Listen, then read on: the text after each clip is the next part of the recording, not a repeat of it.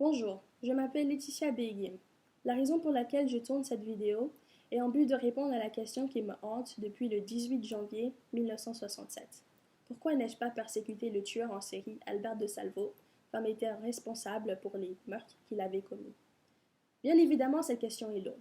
Et avec toutes les questions de cette gravité, vient une investigation qui est aussi lourde et approfondie. J'ai fait partie de cette investigation et cela m'a rendu certaine que oui, de Salvo n'était pas innocent, mais il n'était pas aussi complètement responsable de toutes les actions qu'il avait commises.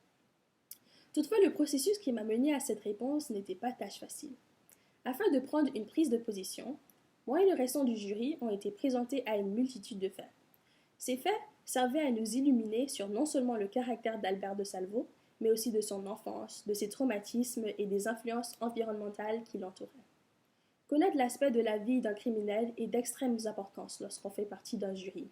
Certes, c'est plus que la socialisation, ce qui réfère à le procédé par lequel un individu acquérit et intériorise les normes, les valeurs et le rôle de vie sociale qui va construire son identité sociale et psychologique peut avoir des conséquences très graves chez un individu. Ça peut même le mener à devenir un tueur en série. Tel était le cas pour Albert de Salvo. En effet, sa vie n'était pas comblée de renforcements positifs. D'ailleurs, les prédispositions biologiques d'Albert de Salvo ont aussi eu une implication dans son sort. Laissez-moi élaborer. Le procès d'Albert de Salvo a présenté un concept clé de la psychoanalyse de la nature humaine. Il s'agit du concept de l'inné et de l'acquis. Lorsqu'on discute de l'inné, on parle de comment les gènes et les facteurs héréditaires influencent notre personnalité.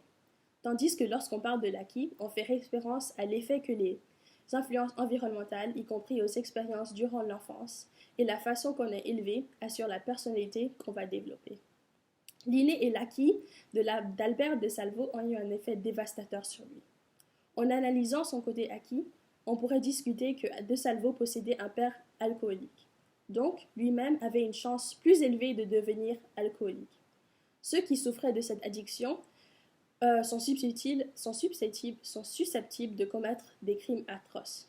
D'ailleurs, on pourrait mentionner les maladies mentales que De Salvo possédait.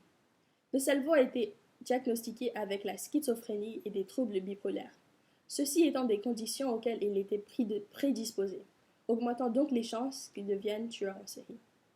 Tandis qu'en analysant les aspects acquis de Salvo, on peut constater que les influences environnementales dont il fut exposé furent loin d'acceptables. En effet, c'est surtout le père de De Salvo qui mena son fils à violer plusieurs femmes. D'un jeune âge, le père de Salvo l'introduit à la prostitution. Il le forçait à observer des actes sexuels qu'il commettait avec des prostituées. Cela créa en lui un libido élevé et une obsession avec le sexe. Ça lui donna aussi une relation obscène avec le sexe. En plus, De Salvo était sévèrement abusé par son père. Il était l'objet de ce refoulement. La violence qu'il souffrit le rendit plus méprisant de la société, contribuant à sa volonté de prendre sa vengeance, le menant à devenir un tueur en série. Examiner la vie de De Salvo concrètement m'a mené au verdict que lui aussi était une victime. La victime d'une enfance insupportable. La victime d'une vie insupportable. Certes, ces victimes méritaient aussi une sanction juste. Mais De Salvo lui-même ne méritait-il pas cette même justice? C'est la réponse à cette question qui m'a mené à trouver Albert de Salvo comme innocent. Merci pour votre attention.